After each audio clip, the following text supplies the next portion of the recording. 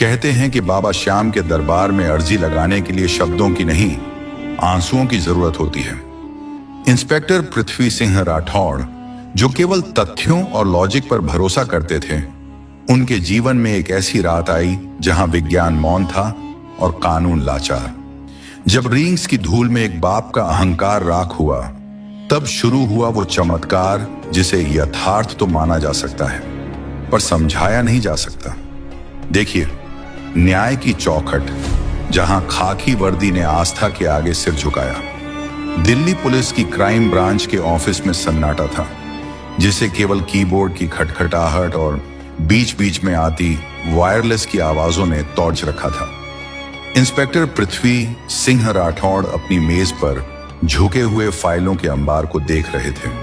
6 feet 2 inch का कद, चौड़े कंधे और आंखों में ऐसी पैनी नजर जो झूठ को आर पार देख ले। दिल्ली के बड़े बड़े अपराधी उनका नाम सुनकर रास्ता बदल लेते थे। पृथ्वी के लिए जीवन तर्क, लॉजिक का खेल था। वह अक्सर अपनी पत्नी सुमति से इस बात पर बहस करते थे। सुमति खाटू श्याम बाबा की अनन्य भक्त थी। घर के छोटे से मंदिर में वह घंटों बैठी रहती। पृथ्वी हंसते हुए कहते, सुमति, ये अगरबत्ती और भजनों से दुनिया नहीं चलती। अगर भगवान ही सब कुछ करते तो मुझे इस रिवॉल्वर की और अदालतों को सबूतों की क्या जरूरत पड़ रहती। सुमति शांत भाव से जवाब देती, पृथ्वी, कानून केवल सजा दे सकता है, लेकिन न्याय और सुरक्षा तो वही सांवरा देता है। जिस दिन तुम्हारी बुद्धि का अंत होगा, उस दिन से तुम्हारी आस्था का सवेरा होगा। पृथ्वी इन बातों को अनसुना कर देते। उनके लिए चमत्कार शब्द केवल कमजोर लोगों का सहारा था। मई की भीषण गर्मी थी। पृथ्वी एक हाई प्रोफाइल मर्डर केस की तफ्तीश में व्यस्त थे। सुमति का फोन आया। उसकी आवाज में ऐसी चीख थी जिसे पृथ्वी ने पहले कभी नहीं सुना था। पृथ्वी आदि घर नहीं पहुंचा। पृथ्वी का दिल एक पल के लिए जैसे धड़कना भूल गया। उनका 8 साल का बेटा आदित्य, जो हर रोज दोपहर 2 बजे स्कूल बस से घर आता था, आज गायब था। स्कूल बस के ड्राइवर ने बताया कि बस रुकी थी, लेकिन आधी नीचे नहीं उतरा। सीसीटीवी फुटेज में दिखा कि स्कूल के गेट पर ही एक सफेद वैन ने उसे जबरन अंदर खींचा और गायब हो गई। पृथ्वी सिंह का पुलिसिया दिमाग सक्रिय हो गया। उन्होंने तुरंत पूरे दिल्ली में नाकेबंदी करवा दी। शहर का चप्पा चप्पा छाना जाने लगा। शाम होते होते पृथ्वी के पास एक वॉइस ओवर इंटरनेट वोआईपी कॉल आया। इंस्पेक्टर साहब, बहुत एनकाउंटर किए हैं ना आपने। अब अपने बेटे का आखिरी दीदार करने के लिए तैयार हो जाइए। पैसे नहीं चाहिए मुझे, बस तुम्हारी आंखों में वो तड़प देखनी है जो तुमने मेरे भाई की आंखों में छोड़ी थी। कॉल करने वाला राका था, एक कुख्यात मानव तस्कर जिसका भाई पृथ्वी के साथ एक मुठभेड़ में मारा गया था। राका ने चुनौती दी थी कि 24 घंटे के अंदर वह आदित्य को मार देगा और पुलिस उसे कभी नहीं ढूंढ पाएगी। अगले 15 घंटे पृथ्वी के लिए नरक जैसे थे। दिल्ली पुलिस की बेस्ट टीमें, टेक्निकल सर्विलांस, मुखबिरों का जाल, सब कुछ फेल हो रहा था। राका बहुत शातिर था। उसने डार्क वेब और एन्क्रिप्टेड मैसेजिंग का इस्तेमाल किया था। हर बार जब पुलिस किसी लोकेशन पर पहुंचती, वह जगह खाली मिलती। पृथ्वी सिंह की आंखों के नीचे काले घेरे पड़ गए थे। वह जो कभी नहीं रोए थे, आज अपने ऑफिस के केबिन में बैठकर फफक पड़े। सुमति मंदिर के सामने जमीन पर लेटी हुई थी। उसने पृथ्वी का हाथ पकड़ा और कहा, चलो खाटू चलो, वही बचाएगा। पृथ्वी चिल्लाया, सुमति होश में आओ, राजस्थान यहां से घंटों दूर है। मुझे यहां काम करना है, सबूत ढूंढने हैं। सुमति ने दृढ़ता से कहा, तुमने 18 घंटे सबूत ढूंढ लिए, क्या मिला? अब उसके पास चलो जो बिना सबूत के न्याय करता है। हार कर, टूट कर और शायद पहली बार अपने तर्क को ताक पर रखकर पृथ्वी अपनी निजी गाड़ी उठाकर राजस्थान की ओर निकल पड़े। रात के 3 बज रहे थे। पृथ्वी की कार तेज रफ्तार से जयपुर सीकर हाईवे पर दौड़ रही थी। रिंग्स के करीब पहुंचते ही अचानक गाड़ी का टायर फट गया और स्टीयरिंग धैन जाम हो गया। गाड़ी सड़क किनारे एक गड्ढे में जा गिरी। पृथ्वी को मामूली चोटें आईं, लेकिन गाड़ी अब हिलने की स्थिति में नहीं थी। सन्नाटा ऐसा कि अपनी ही सांसें सुनाई दें। पृथ्वी गाड़ी से बाहर निकले। उनके पास न नेटवर्क था न कोई मदद। तभी उन्होंने देखा कि दूर सड़क के किनारे एक छोटी सी झोपड़ी है जहां एक लालटेन जल रही थी। वहां एक बूढ़ा आदमी बैठा था जो अपनी फटी हुई कमीज पर एक छोटा सा मोरपंख लगाए हुए था। वह मिट्टी के चूल्हे पर चाय बना रहा था। पृथ्वी ने पास जाकर कहा, बाबा मेरी गाड़ी खराब हो गई है, मुझे आगे जाना है, बहुत जरूरी काम है। बूढ़े ने बिना सिर उठाए कहा, काम तो सब जरूरी ही होते हैं बेटा, पर कभी कभी रुकना ही आगे बढ़ने का रास्ता होता है। बैठ, चाय पी। पृथ्वी झुंझला गए। आपको समझ नहीं आ रहा, मेरा बेटा खतरे में है। बूढ़े ने पृथ्वी की आंखों में देखा। उसकी आंखों में ऐसी चमक थी कि पृथ्वी ठहर गए।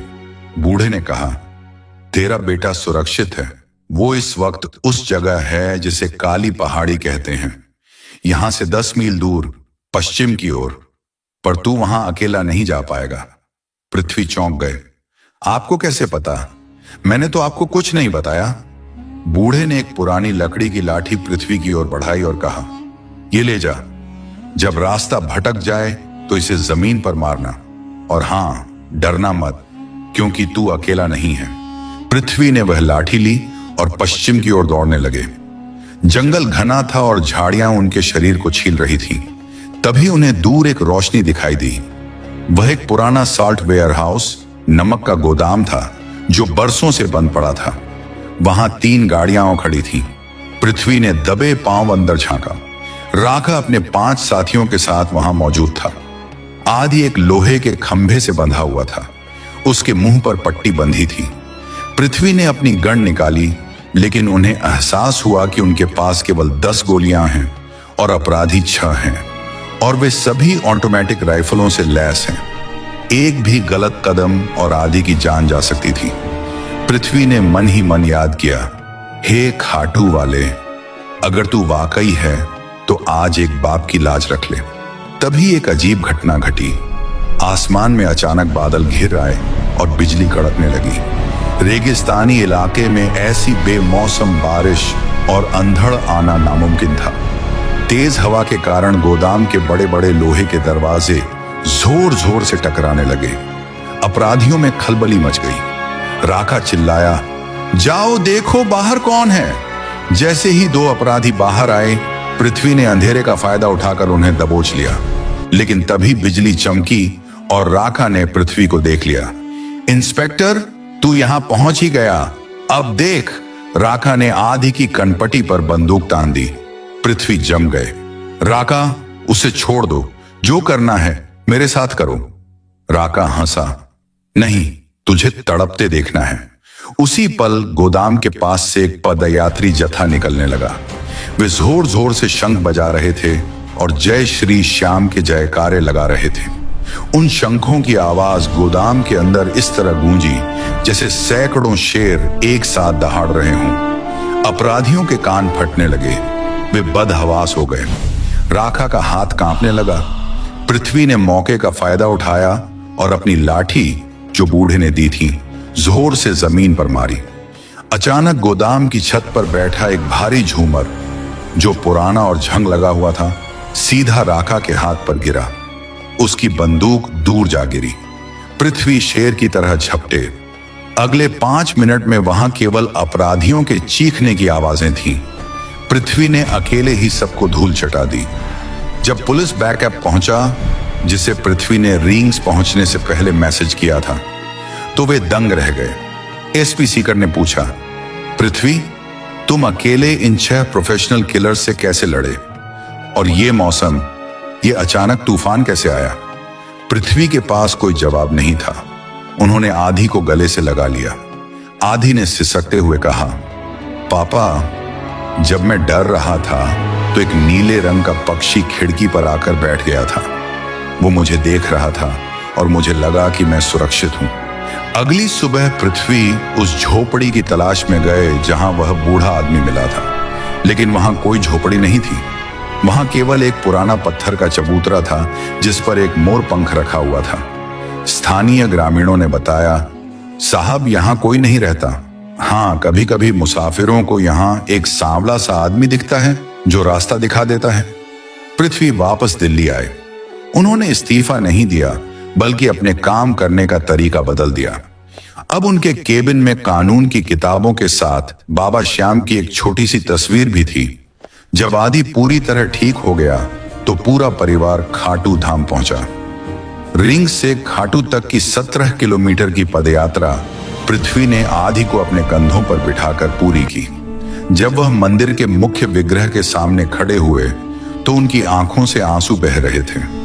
उन्होंने अपनी सर्विस रिवॉल्वर बाबा के चरणों के पास जमीन पर रखी और सिर झुकाकर कहा, सत्य परेशान हो सकता है, पराजित नहीं। कानून सबूत ढूंढता रह गया, लेकिन आपने रास्ता दिखा दिया। आज से मेरा सबसे बड़ा गवाह और मेरा सबसे बड़ा जज आप ही हो। कहानी खत्म हो सकती थी, लेकिन एक सस्पेंस बाकी था। पृथ्वी जब वापस दिल्ली के अपने दफ्तर पहुंचे तो उन्होंने उस रात की फॉरेंसिक रिपोर्ट देखी। रिपोर्ट में लिखा था कि जो झूमर राका के हाथ पर गिरा था, उसका जंजीर का हुक किसी आरी से नहीं कटा था, बल्कि वह अत्यधिक गर्मी के कारण पिघल गया था, जैसे किसी ने उसे सूरज की तपिश से छुआ हो। और राका के साथियों के बयानों में एक ही बात कॉमन थी, उन्हें पुलिस की वर्दी में कोई एक आदमी नहीं, बल्कि एक नीले घोड़े पर सवार योद्धा दिखाई दे रहा था। पृथ्वी मुस्कुराए। उन्होंने अपनी डायरी बंद की और उस पर लिखा, तर्क जहां हारता है, चमत्कार वहीं से जन्म लेता है। हारे का सहारा बाबा श्याम हमारा। ये कहानी हमें सिखाती है कि भक्ति का अर्थ हाथ पर हाथ धरकर बैठना नहीं है, बल्कि अपना कर्म पूरी ईमानदारी से करना है। जब हम अपना सर्वश्रेष्ठ दे देते हैं और फिर भी हारने लगते हैं, तब वह ईश्वरीय शक्ति हमारे कर्म को सफल बनाने के लिए हस्तक्षेप करती है। न्याय की लड़ाई में इंसान अकेला नहीं होता, यदि उसका विश्वास अटल हो। जय श्री श्याम।